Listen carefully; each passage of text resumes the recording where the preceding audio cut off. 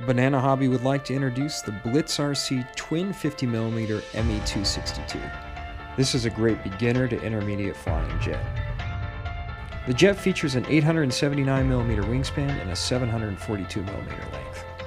It comes in at a flying weight of around 860 grams depending on the battery size you choose to operate with. The 262 is made of an all EPO foam construction and is very resilient if you happen to have some hard landings.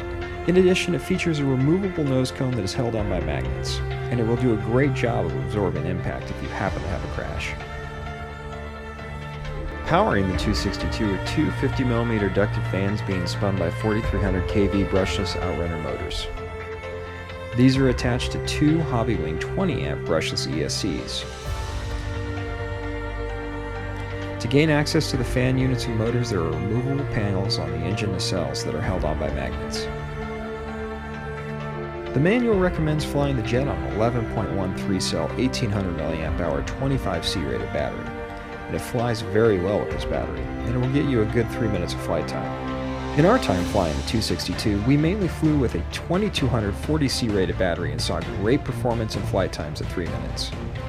The bigger battery also helped with an inherent characteristic of all underwing mounted jets. Due to the engines being mounted under the wings, when you apply thrust, it causes the nose to pitch up. So when positioning the battery, we found placing the 2200 battery as far forward in the battery compartment made the jet fly the best to counteract this nose-up tendency. Now this configuration was with our ESCs in the middle of the jet and the receiver towards the rear of the spacious battery and receiver compartment. Just make sure to check your CG because you may have components placed in a different spot. Also, the jet does not come stock with any battery straps or securing devices for the battery.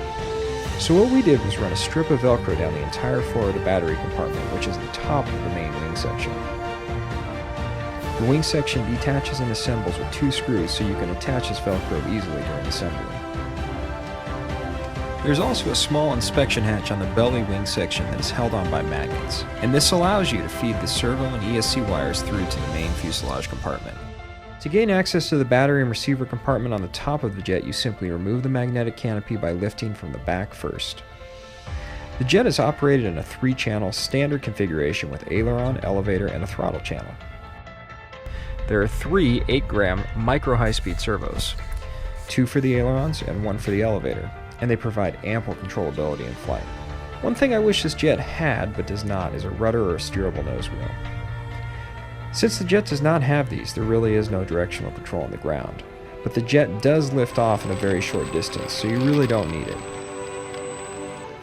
So to overcome this shortcoming, another option you may consider is doing hand launches, and the jet does them very nicely.